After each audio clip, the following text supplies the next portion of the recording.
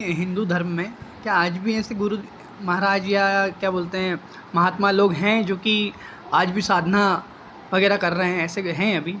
आज भी बहुत ऐसे साधु संत महाराज लोग हैं, महात्मा लोग हैं जो गुफाओं के अंदर केवल ऑक्सीजन ले रहे हैं, केवल ऑक्सीजन से ही साधना कर रहे हैं।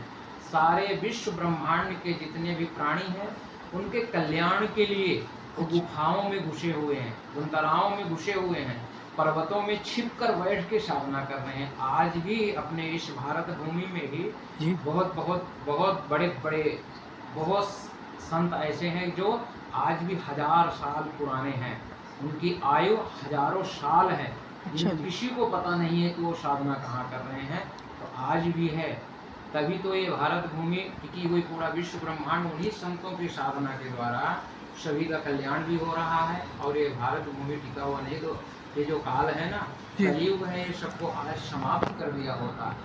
उन्हीं की साधना दिव्य है कि जो सबके कल्याण के लिए केवल ऑक्सीजन से, ऑक्सीजन भी नहीं मिल रही है उनको, ऐसी जगह वो साधना कर रहे हैं। उनके शरीरों पर आज भी डिम्बक लग गई है। अच्छा जी। डिम्बक लगी हुई है पर उनको शरीर का भान नहीं है, वो विदेह राज है, देह का भान ही नहीं है।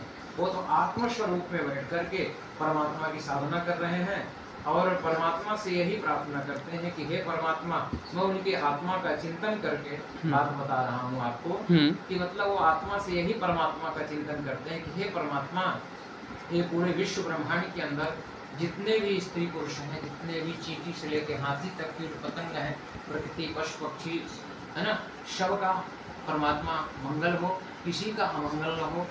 मैं यही कामना के साथ मतलब वहाँ पर हम चिंतन कर रहे हैं गुफाओं में, जो बड़े बड़े साधु संत महात्मा लोग सबके कल्याण का चिंतन कर रहे हैं कि किसी को भटकना न पड़े। कोई नहीं चाहता है कि हम कुत्ते बने, कि बिल्ली बने, कि कीट बने, कि पतंग बने।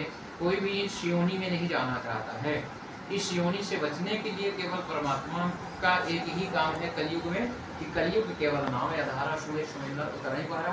तो साधु संत महात्मा तो हमारे कल्याण के लिए वहाँ से ऊर्जा दे रहे हैं हमें, तो हम उनकी ऊर्जा को, उनके आदेश को, उनके आवेश को, उनका आदेश जो ऋषियों का आदेश है, ऋषियों का जो कहना है तो ग्रंथों के अंदर है, तो ग्रंथ के माध्यम से हम सभी के तक पहुँच रहा है। तो ग्रंथों के माध्यम से जो हमें प्राप्त हो रहा है ज्ञान, ज्ञान रूपी रस को, ज्ञान रूपी अमृत को हम सोते जागते उठते बैठते अपने जीवन में उसको पिए। जब हम उसको पिएंगे तो जो तराओं में, जो गुफाओं में बैठे हुए जो महात्मा लोग हैं, जो संत लोग हैं, जो साधु लोग हैं, तो उनकी कृपा वहीं से हमारे पास आएगी, उनकी कृपा के हम पात्र बनेंगे। उस कृपा को हम प्राप्त करने के लिए जो ग्रंथ हैं, उन ग्रंथ को, जो मीठे मीठे उनके शब्द हैं, उन शब्दों को हम पिए निरंतर। जैसे हमको भूख लगती है तो भोजन करते हैं, प्यास लगती है पानी पीते हैं, तो उसी के नियम के अनुसार कि हम पहले ग्रंथ का रस पिएंगे, ग्रंथ का चिंतन करेंगे, ग्रंथ का वांचन करेंगे, मनन करेंगे, स्मरण करेंगे, इसके बाद हम भोजन करेंगे। ऐसी अपने जीवन की दिनचर्या में हमें लाना चाहिए हर व्यक्ति को।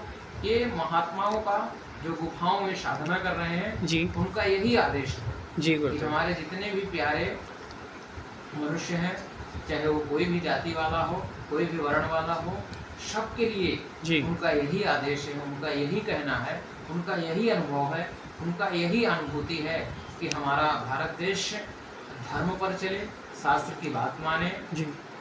हमारे इतने अच्छे अच्छे शास्त्र हैं, धर्म है, ये मूर्तिमयी है। जो भागवत है, भागवत साक्षात भगवान श्री कृष्ण का वांगमय विग्रह है। साक्षात भगवान श्री कृष्ण है भागवत के अंदर। रामायण के अंदर साक्षात राम जी हैं।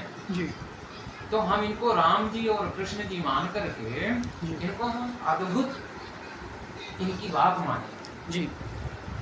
चाहे कोई भी जाति धर्म वाला हो, वर्ण वाला हो, तो उनके जो इष्ट हैं, उनके जो आराध्य हैं, तो ग्रंथों के अंदर, ग्रंथों के द्वारा उनको उपदेश दिया जा रहा, आदेश दिया जा रहा, हुक्म दिया जा रहा, उस हुक्म का हम पालन करें तो परमात्मा हमारा कभी भी अमंगल नहीं होगा। परमात्मा हमारे ऊपर हमेशा कृपा दृष्टि बनी रहेगी।